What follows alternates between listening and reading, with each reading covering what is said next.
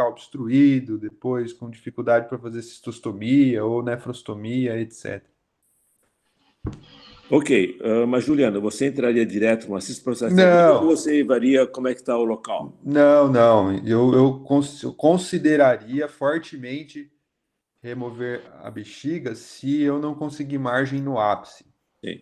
A gente pode ser, nessas imagens, a gente observa que a doença não está contida na próstata, está bem regular a próstata. Sim. Professor, Fábio, um então, você... comentário Sim? sobre a cirurgia. É o Lucas. Oi, Lucas. Acho que essa cirurgia, professor, lógico, uma cirurgia com certeza desafiadora, uma próstata bem grande, de limites irregulares, mas eu acho que esse paciente é um paciente que claramente se beneficiaria de uma cirurgia robótica, porque uma próstata grande, um espaço reduzido, uma pessoa, um cirurgião aí experiente em cirurgia robótica, consegue fazer a cirurgia com mais facilidade que a cirurgia aberta, tem uma visualização muito melhor do que na aberta, conseguiria inclusive ver essa margem com mais facilidade aí no ápice da próstata e provavelmente faria uma cirurgia com menor sangramento e menor tempo cirúrgico, né? Então, acho que para esse paciente é um caso que claramente a cirurgia robótica seria vantagem e ainda acho que a laparoscópica é factível, seria uma boa tentativa, mas considerando que é um caso difícil que talvez não fosse possível completar.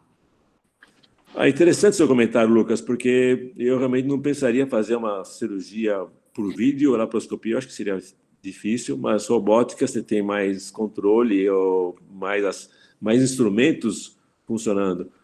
Alguém gostaria de dar uma opinião? Talvez Elcio, que já tem bastante experiência em laparoscopia e também em robótica. Sim. A primeira prostatectomia radical que eu fiz foi numa criança de 6 meses de idade. Era exatamente um rabdomiosarcoma. Isso foi por volta de 1980, 82. Obviamente, foi uma cirurgia aberta. Eu acho que não deve fazer cistectomia nesse caso. A doença parece que está só localizada na próstata, não é um caso de rabdomiosarcoma de bexiga. Eu acho que nós devemos preservar a bexiga, mesmo porque esse paciente já tem metástase e ele vai precisar ainda fazer um acompanhamento aí com oncologia, com quimioterapia. Eu acho que é factível por laparoscopia essa cirurgia. Até gostaria de fazer uma cirurgia dessa. Tudo eu estou falando, acho que o Lucas salientou um ponto que talvez para robótica fosse mais fácil que cirurgia aberta. Eu gostaria de saber opiniões. Posso colocar alguma questão aqui, não? Lógico, está aberto. Veja, acho que pouco importa o acesso, acho que aí é uma questão de a maneira como o cirurgião se sente mais confortável. Existem alguns benefícios de cirurgia laparoscópica e robô assistida, mas um cirurgião habilitado em cirurgia aberta, ele tem resultados muito parecidos com cirurgia laparoscópica e robô assistida. Então, acho que os benefícios aí são muito mais para quem opera do que para o paciente. E aí, por exemplo, sangramento, tudo, um cirurgião habilitado, experiente em cirurgia aberta, tem estudos já mostrando que é muito próximo. Então, eu não vejo assim como uma coisa que faria uma grande diferença, como você colocar, olha, aí o robô faria diferença. Não vejo assim dessa forma. Óbvio, tem aspectos positivos, mas não chega a ser um trunfo, assim. Eu acho que isso aí pouco importa o acesso. Se o cirurgião for habilitado, a cirurgia vai bem, aberta, robô assistida, laparoscópica. Acho que é mais esse ponto do que qualquer outro. Muito bom. Eu acho que isso vai ser, de qualquer maneira, uma cirurgia desafiadora devido à extensão do tumor. Fábio, voltamos então ao caso. Como é que você fez a cirurgia? Como é que foi? Perfeito. Só para complementar aqui, tem mais poucas imagens aqui. Aqui a gente pode ver a extensão da Vai prostática. interrompendo um pouquinho. Oi? Acho que parou de apresentar a sua tela. Tem que começar a apresentar de novo. Acho que deu uma falha aqui. A sua tela, acho que não está mais apresentando. Ah, tá. Retomar a apresentação. Desculpa.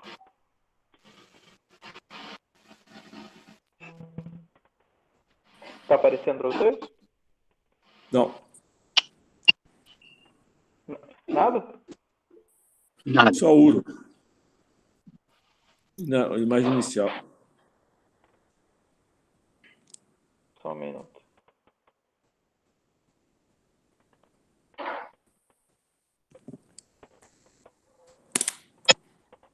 Carlos, posso aproveitar o delay? Só um segundo. Lógico. É o seguinte, eu não estou convencido que esse paciente tenha metástase até agora. E eu acho que a gente não pode considerá-lo, a gente tem que considerar, vamos dizer, a cirurgia como uma cirurgia higiênica, mas uma cirurgia de resgate e eventualmente até curativa.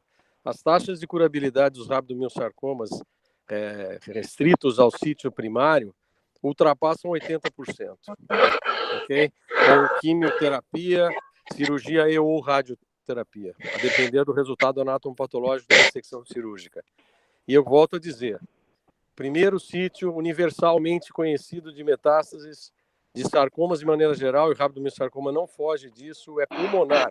Se não houver lesão pulmonar, qualquer outra lesão metastática, exceto que seja escancaradamente metastática, por exemplo, uma metástase hepática imensa, uma metástase cerebral, ok, pode haver o salto do pulmão, mas na maioria das vezes essa doença passa pelo pulmão antes de dar metástase em outro sítio. E uma metástase em axila, metástase em linfonodo periférico, mais rara ainda. Se fosse loco regional, ok, mas a distância é uma metástase hematogênica e certamente o pulmão teria comprometimento primário. Então, veja, olhem para esse paciente até que se prove o contrário como um paciente curativo. Essa é a minha sugestão. Muito bom. O André, mas tinha um linfonodo pré-sacral ali no estadiamento pré-tratamento. Sim, mas é doença loco regional aí, né? A doença loco regional ela é tratável e curativamente. Vamos olhar para todos os tumores que a gente tem com metástase em linfonodo. É óbvio que o risco aumenta, todos eles fazem tratamento trimodal, estou dizendo, não só na área urológica, mas com intento curativo, não é? Doença linfonodal regional, ok, isso está dentro do plano. A anatomia patológica pós-quimioterapia vai dar uma informação muito valiosa e até se vai precisar de complementação com radioterapia ou não. Provavelmente não, a cirurgia vai ser curativa nesse sentido. Agora, eu estou chamando atenção para aqueles linfonodos lá na axila que foram considerados doença metastática. Eu estou duvidando, eu estou trucando que esse troço não é metastático. A metástase está lá embaixo, está na pelve e é loco regional, ok? Carlos. Posso fazer um comentário? Dancona, posso fazer um comentário? Sem dúvida, sem dúvida. Eu concordo com o André, por isso que eu ouvi só o finalzinho do caso, é um rabdomio de próstata, né? E eu acho que o André comentou sobre o valor do PET nos sarcomas. O Bira também. Então, olha, esse é um caso que seria muito importante ter estadiado com o PET, porque esse tipo de dúvida que o André tem, que ele está trucando, que eu concordo com ele, é algo que você resolve com o PET. Eu até abri aqui, se der, eu posso mostrar no final, um paciente que fez um PET para rabdomio de próstata no estadiamento, após a quimioterapia, mostrando a redução completa da atividade metabólica. Então, daí o paciente foi depois para a cirurgia do primário, e mostrando que, assim, como ele tinha linfonodos, inclusive supraclaviculares, ele tinha uma extensão maior da doença, tinha metástase pulmonar, tudo faz sentido. Então, eu acho que o André tem razão. Se não tem metapulmonar e tem um linfonodo axilar que foi visto na tomo, isso precisa considerar que talvez não seja doença metastática à distância, mas é importante lembrar que sarcoma precisa PET. Essa é a mensagem. Não, é importante o que você está falando. Nós comentamos antes, ia perguntar para você, mas não estava vendo você na lista que entrou no site. Ok, eu acho muito importante essa mensagem, Elba. Fábio, eu queria que você continuasse o caso. Foi operado o paciente? Como é que foi? E se tem anato patológico pós-cirurgia? Sim, professor. Bom, tem mais algumas imagens aqui da ressonância. Mostra alguma coisa diferente ou não? Essa daqui, na ponta da seta, a gente consegue ver a bexiga de conteúdo líquido, homogêneo, parede de enormes pesos, só que tem alguns nódulos parietais. Aqui na ponta da seta tem o maior, de 0,9 centímetros. E também parece ter interface com a próstata, e a gente pensa em uma disseminação da doença. Em contato com a parte do pênis, e diante dessa região não tem linfonodo parietal, deve ser uma imagem do tumor, que não tem nódulo. Isso, não, é um nódulo parietal, exato. Bom, diante do quadro da melhora da redução com a quimioterapia, foi optado por realizar a abordagem cirúrgica. Foi realizada para esse paciente prostectomia radical, com linfadenectomia, e uma cistectomia em cunha. O que acontece? Bem naquela região onde era possível ver o nódulo, a gente palpava, tinha 3 nódulos, sim, pareciam meio submucosos na bexiga. A gente fez uma ressecção em cunha, deu para aproximar tranquilamente as bordas, e reunião da Unicamp. Procedimento demorou em torno de 5 horas, sangramento de 800 ml. O paciente foi encaminhado para a UTI no PO inicial, entubado e com droga em dose baixa. O paciente teve uma boa evolução pós-operatória, já no PO1 estava estubado, com desmame de droga vasoativa, só que ele evoluiu com um aumento com alto débito pelo dreno. A gente coletou ureia e creatinina, veio compatível com uma fístula urinária. Então ele foi mantido com sonda, o dreno, e recebeu alta com o dreno também. Certo. Voltou no ambulatório no PO10 sem queixas, o dreno sem débito, a gente retirou, ficou bem. E voltou no PO30, a gente tirou a sonda, deixou um pouco mais por conta dessa história da fístula, e veio para checar o anátomo patológico, tratar. Então, Fábio, mostra as imagens do anátomo patológico agora. Ok. Tá aparecendo? Vamos lá. Não, ainda não. Ainda não. Deixa eu abrir e fechar. Agora. Eu não sei o que está acontecendo.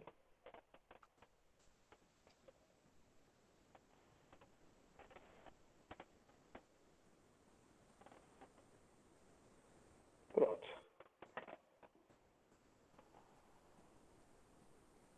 Apareceu a peça agora, Fábio. Isso. O senhor quer a peça? Isso. Tá, estão me ouvindo? Tudo Sim. bem. Bom, a peça está impressionante o tamanho, né, do tumor. Observe que acomete, notadamente, é o lobo direito, né, a parte direita, é extremamente volumoso. O lado esquerdo praticamente sem comprometimento. E o resultado, então, próximo.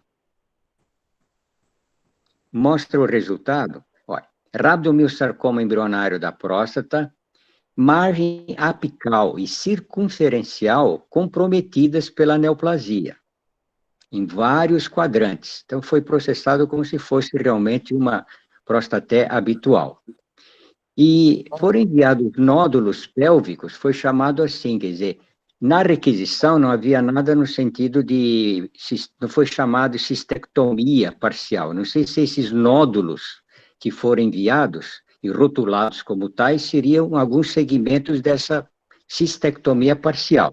De qualquer forma, o material enviado e rotulado como nódulos pélvicos direito e esquerdo estavam comprometidos pela neoplasia.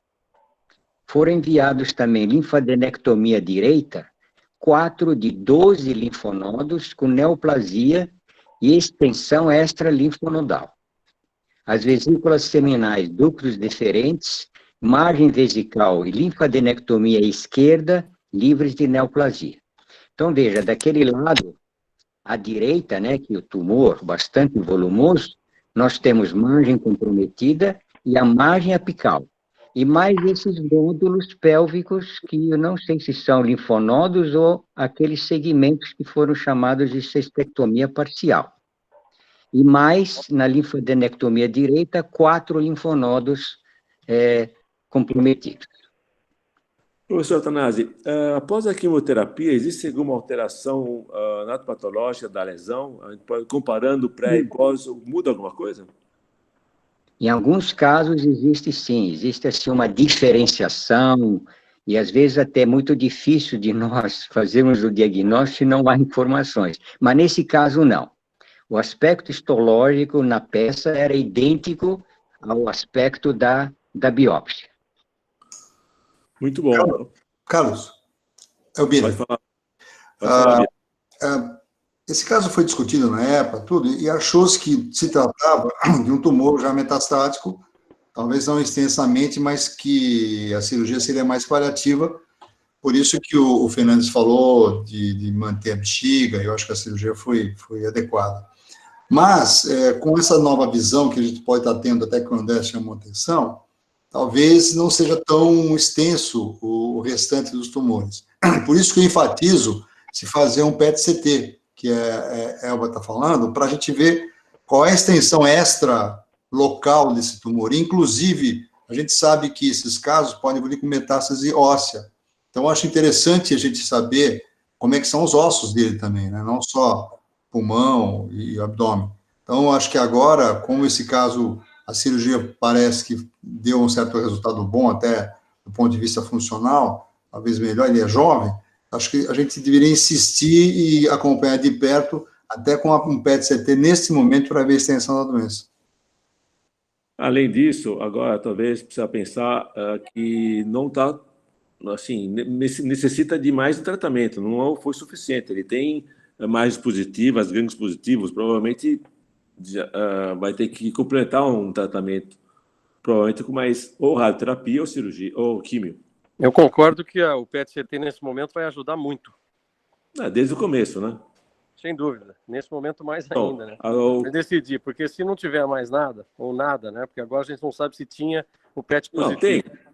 Não, Ok. mas tem, não dizer que Exato. não tem. Mas se a gente vai precisar de um tratamento loco-regional complementar, porque com toda essa A extensão... pergunta é o seguinte, André. Vai fazer quimioterapia ou vai para radioterapia?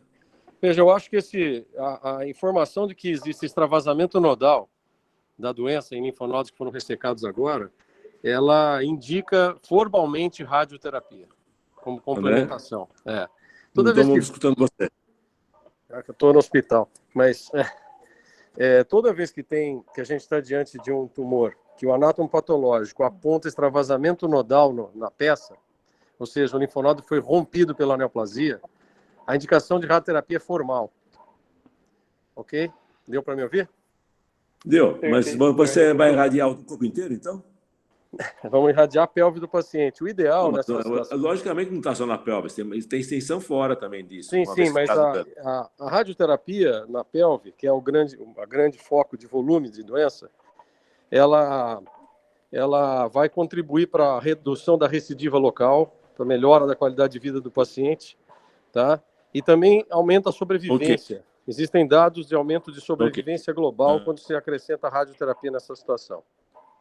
André, está todo mundo de acordo em fazer a radioterapia local. O problema é o seguinte: você falou que tem os medicamentos, a dose máxima da terapia, mas existe ainda janela para você fazer mais que doença não deixe de ser local regional? Sim. Veja, esse paciente completou a dose de doxorubicina, eu tinha comentado no início. Fábio, você tem a... Oi, professor. Tá. Fábio, você tem a PET-CT agora, depois da cirurgia? Não, professor. Você tem o PET-CT depois da cirurgia? Não, isso falhou. Eu tenho mais informações do caso, mas realmente o PET não foi solicitado no curso da doença desse doente. Tá bom. Ok, mas ele... O que foi feito após a cirurgia? Como é que ele está evoluindo? Então, professor, como foi discutido aí, diante das margens comprometidas, dos linfonodos também, ele foi encaminhado para a radioterapia e aproximadamente no PO60 ele teve retorno com o pessoal da radioterapia para poder planejar a radioterapia com a tomo. Nesse momento, ele começou com uma queixa de dor em membro inferior direito, um pouco de restrição à movimentação e, porém, melhora com o uso de analgesia comum. Nessa nova tomografia, o tórax eu suprimi porque não tinha nenhuma alteração, mas é possível ver aqui no sítio operatório, que bem à direita, a gente vê uma massa importante. Não apareceu a imagem ainda, Fábio. Tá só mais um minutinho, senão eu reinicio. Ainda nada? Ainda não. Fechou. Professor, é o Matheus que está falando. Enquanto o Fábio ajeita aí os slides, eu posso fazer uma pergunta Sim. para o Juliano? Lógico. Doutor Juliano, o senhor falou de fazer algum tipo de derivação, comentou algo em relação a isso para esse paciente, quando fosse fazer a cirurgia, depender do status da bexiga. Fazendo uma análise retrospectiva, e no caso, sabendo que esse paciente ele vai passar por radioterapia agora, durante aquele ato operatório, o senhor pensaria em fazer algum tipo de derivação externa para esse paciente? Eu não entendi, Matheus. Você fala mantendo a conduta da prostatectomia ou em relação a remover ou não a bexiga? Não, mantendo a prostatectomia. Lá, a princípio, na ressonância, não tinha acometimento vesical. Pensando em fazer só a prostatectomia. E sabendo que esse paciente possivelmente vai passar por radioterapia, o senhor faria anastomose primária, ali uretrovesical, ou o senhor faria uma derivação urinária para esse paciente? Não, é que essa questão que você está colocando assim, terminar a cirurgia sabendo que ele vai passar por radioterapia, não mudaria a minha conduta, não. Tá certo. Fábio, então você queria mostrar agora a tomografia pós-cirurgia. Isso, nesse PO60, aí é possível ver essa massa grande vascularizada que fica mais à direita da pelve, com contato com vasos ilíacos, também com o nervo, e que ficou suspeita de recidiva para ele. Nesse momento, aqui a imagem, e também é possível uma possível recidiva na bexiga. Vocês conseguem ver aqui na imagem. É recidiva, não tem outro diagnóstico diferencial aqui. Uhum. Então, nessa imagem superior à esquerda da tela, é possível ver a imagem intravesical também, compatível com recidiva. Sim. Aqui o corte coronal, a gente consegue ver, suprimir pulmão, fígado, que está tudo ok, tá? É só a recidiva local mesmo. Ele já tinha sido submetido à radioterapia ou ainda não? Não, doutor. Essa foi a quimioterapia, a tomografia de planejamento para radioterapia. Ok, vamos fazer uma análise importante. Esses casos são muito pouco. Licença, Fábio, ou interromper você. Vamos fazer uma análise. Esses casos são pouco frequentes, ninguém tem uma experiência muito grande. Fazer uma análise do que a evolução do caso. Então, Bira, a gente observando que após a cirurgia existiu uma recidiva precoce da doença. Tinha sido comentado antes, talvez, de fazer uma cistoprostatectomia. Devido à extensão da doença, observamos que foi preservada a bexiga, porque melhora a qualidade de vida do doente, lógico, ele mantém uma micção pela uretra, mas, analisando retrospectivamente, será que uma cirurgia uma interação pélvica não seria mais, controlaria mais a doença? Bira?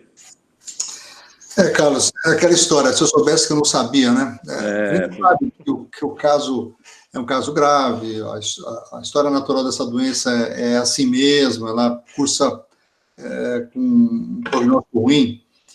É difícil falar, né? A tentativa que foi feita, eu acho que foi válida. Um indivíduo de 18 anos, você imagina, você mutilar esse cara, até para você convencer a família depois que seria necessário. Porque você tira a bexiga, depois não tem nada na bexiga. Doutor, por que tirou a bexiga? Seria uma pergunta que seria feita por ele e pela família. Mas eu concordo. Eu te entendo. Daqui a alguns anos aparece outro caso, a tendência seria fazer uma cistoprostatectomia radical, no fundo. Com a evolução desse paciente, vendo esse paciente, a gente tenderia, pelo menos eu tenderia, a fazer uma cirurgia mais exentração pélvica. Inclusive, o Samu, como tinha comentado no começo da reunião. Carlos? Pode falar. Eu queria fazer um comentário mais pelo tempo da coisa. O timing do tratamento nos rabdomiossarcomas embrionários é fundamental. Tem vários exemplos na literatura de pediatria oncológica em que uma semana de atraso no início da quimioterapia ou da radioterapia ou da cirurgia impactam na sobrevivência desses pacientes. Então, eu vejo assim, o tratamento desse paciente esgotou a dose de doxorubicina, isso demorou praticamente 5 meses ou 6 meses. O momento da cirurgia seria imediatamente após o esgotamento da doxorubicina, que seria o tratamento de indução. ok? Se Sim. eu não me engano, pelo que o Fábio apresentou, isso foi no ano passado, em julho ou agosto, sei lá. Né? Então eu vejo assim, existe um delay importante, que é real, né? Essa é a vida como ela é, mas a gente precisa tomar muito cuidado. Então no próximo caso, antes até de decidir se vai fazer essa interação pélvica ou não, eu acho que isso cabe discutir sem dúvida nenhuma, a gente precisa se esmerar por cumprir os prazos ideais de tratamento nesses protocolos, porque isso realmente impacta negativamente, os atrasos impactam muito negativamente na sobrevivência, no risco, na chance de curar. É isso. Bem lembrado. Fábio, alguma coisa a mais nesse caso? Sim, professor. A gente discutiu, diante dessa recidiva, a gente decidimos multidisciplinarmente aí, com a onco e a radioterapia.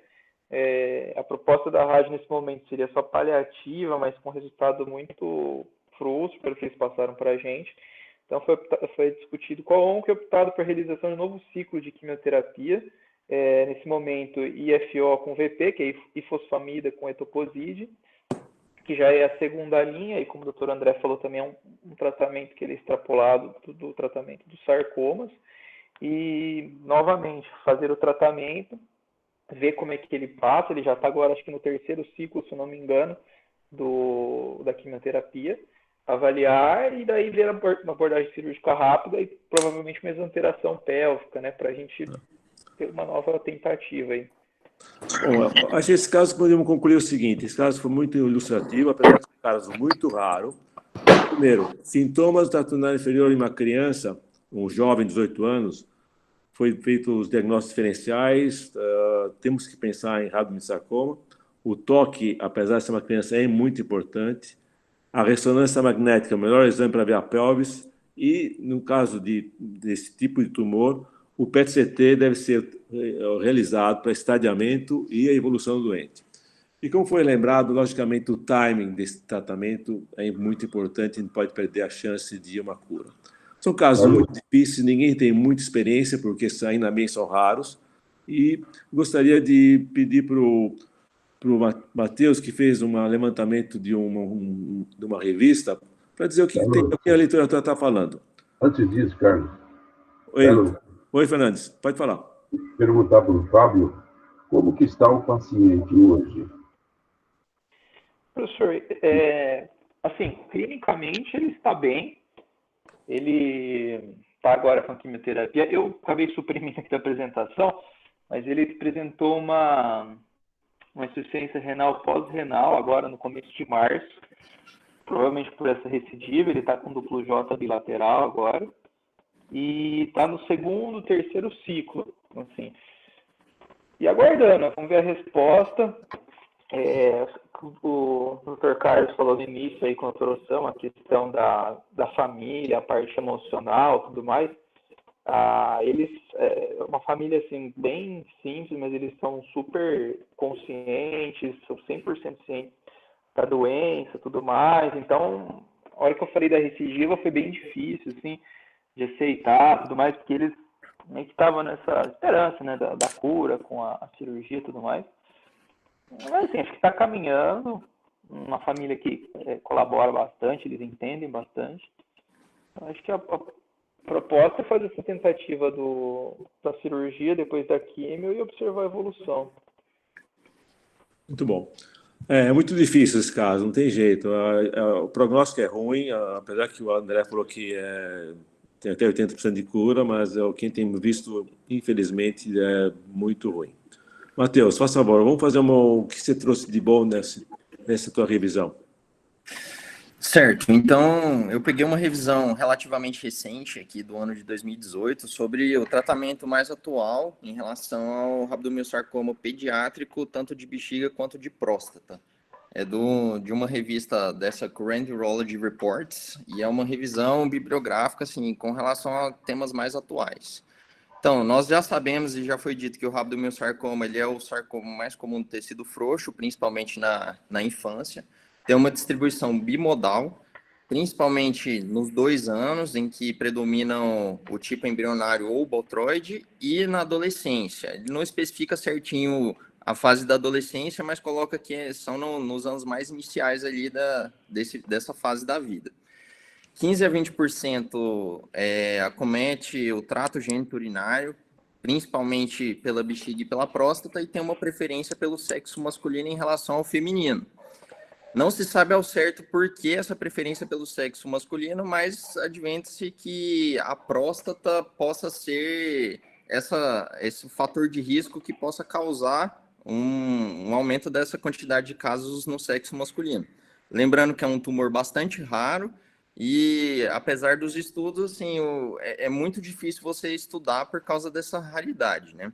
Está relacionado a múltiplos fatores de risco, não tem um específico, às vezes doenças genéticas podem estar associadas, normalmente tem esse cunho genético associado.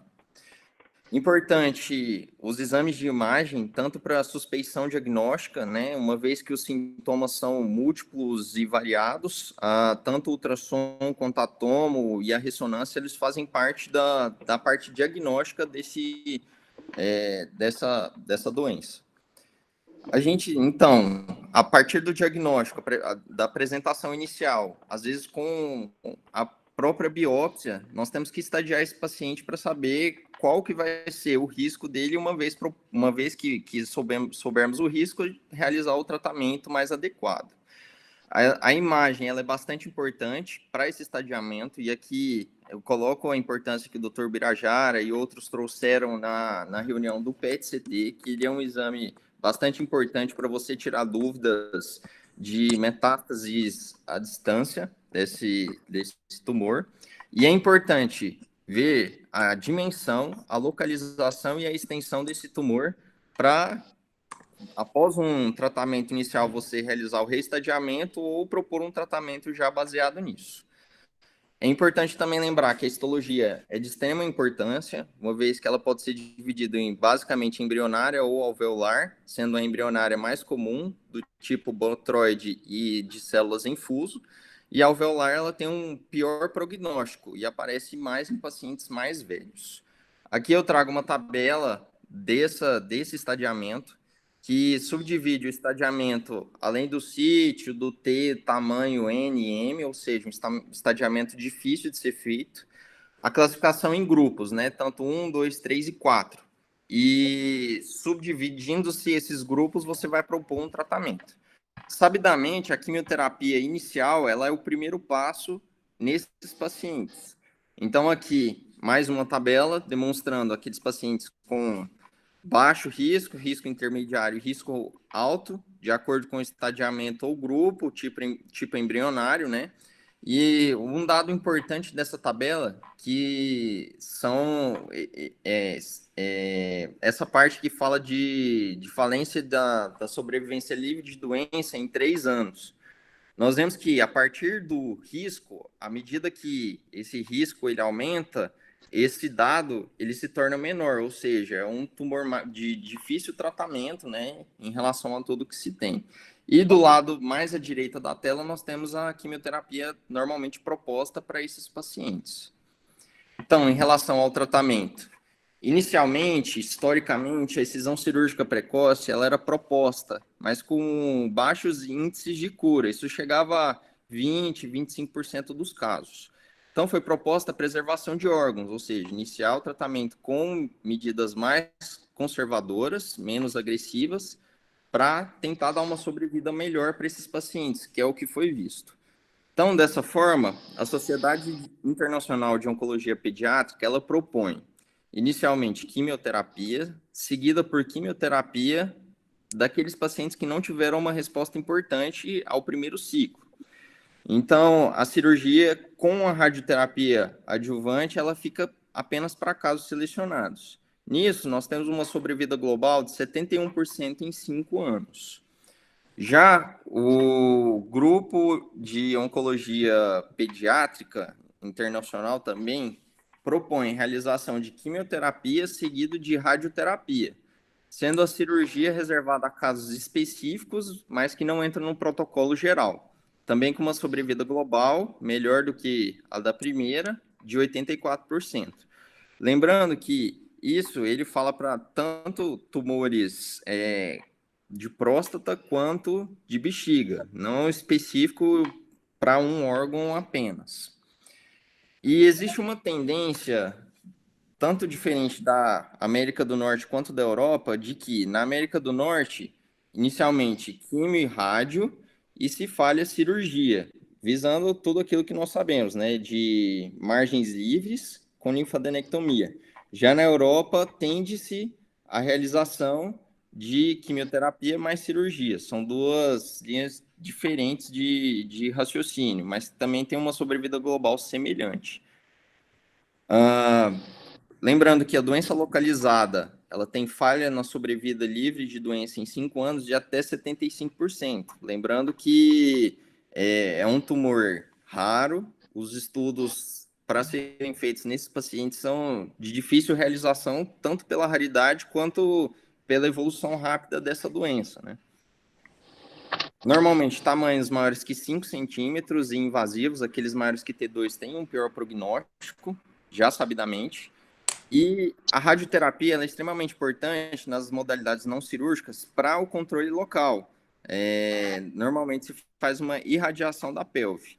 A grande questão da radioterapia são os efeitos adversos que nós já sabemos de maneira importante como isso acomete a qualidade de vida do paciente, né? Tanto por questão de disfunção erétil, tanto pela irradiação vesical em si, ela pode causar vários efeitos adversos e uma piora na qualidade de vida. Então, pensando nisso, estão sendo propostos e estão sendo estudados outros tipos de terapia para esses pacientes, que são a braquiterapia e a terapia com prótons. A terapia com prótons é essa mais à direita do slide, na parte de cima, em que, de maneira precisa, você consegue irradiar a região de interesse com uma dose direcionada apenas para aquela região. Normalmente, você, ao irradiar essa região, você não infiltra outros tecidos, então você tem uma precisão muito importante. E estudos de 2004 mostram que até 72% dos pacientes foram livres de doença em 47 meses. Então, é uma terapia que está sendo bastante estudada para ser utilizada nesses casos e evitar as consequências da radioterapia. Já a braquiterapia, o que tem de estudo é um estudo mais recente, um estudo de grupo francês que fez a biópsia desse caso com uma cirurgia aberta para estadiamento.